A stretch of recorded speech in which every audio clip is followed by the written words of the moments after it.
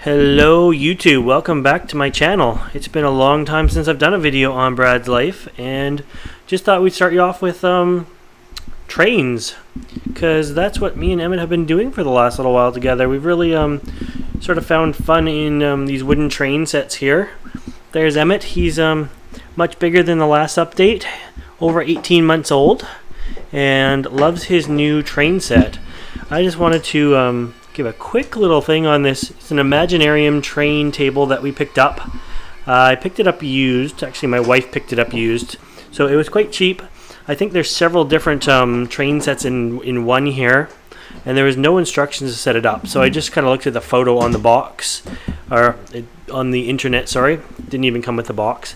But we set it up last night, and we glued the outer ring together and left the inner ring just taped together for now, so Emmett doesn't just throw it all over the place, to get a feel for how the layout actually is, because we didn't have anything to go by. Right, Emmett? Yeah, as he comes behind. Alright, so why don't I just go over this little train table. It's kind of cool. As I say, this is the Imaginarium one, although it is not an exact I'm going to lower you down a little bit here. It's not an exact one you get out of the box, because there's some little extras on there. So going from this way over here, we have like the up ramp and then those red bridges. Those I think come with the original. And then we had this, it just came with it. We got a bunch of extra stuff and track. I think there's like enough for 2 of these. That blue bridge is not part of it, but we put it in, and then you go around there, and the red bridge is part of the system. And the big gray bridge is part of it. And then we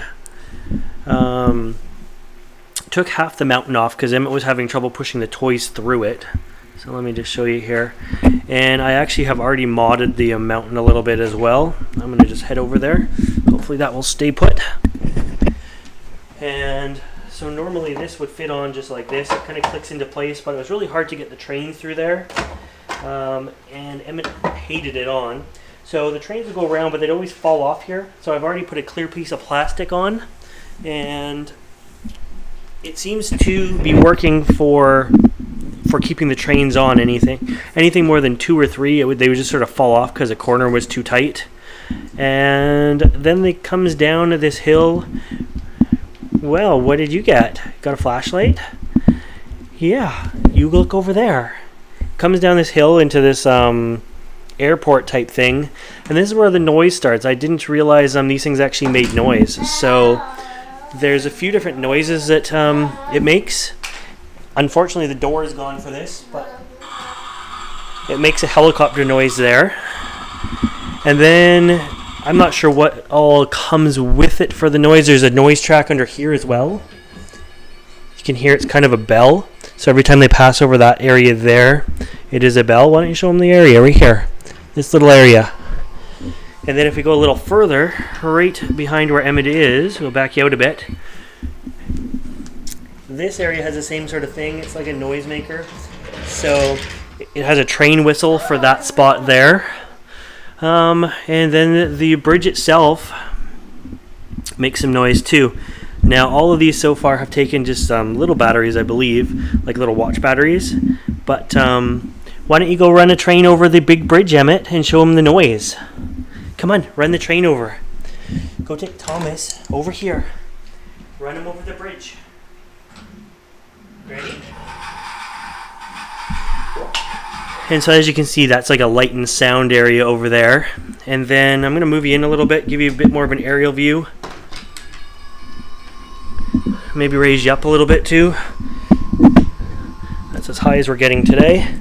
We're on the short little tripod.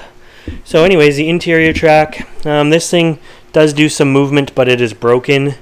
But that's okay. It didn't make any kind of noise. And you can see these ones aren't glued down yet. So we have the round table, the turntable here, and that I've just sort of tacked into place for now. The sheds is a knockoff Tidmouth sheds. The doors are kind of a pain because they're always in the way. The doors just may end up coming off. Then we have track that goes around the back of the shed, up. And this helipad here where Harold is, that's not part of the original Imaginarium kit either. It just sort of came in the package, and we managed to fit it in there so that Harold could stay there. And we'll move you down a little bit more here. Into the center, we do have a Cranky the Crane somewhere. We swapped out the crane that it comes with because we already had Cranky. So we put him somewhere in there for now because that's where the original crane was. And yeah, I think he looks better with a little bit of like Sodor feel in there with some sort of like faces on stuff.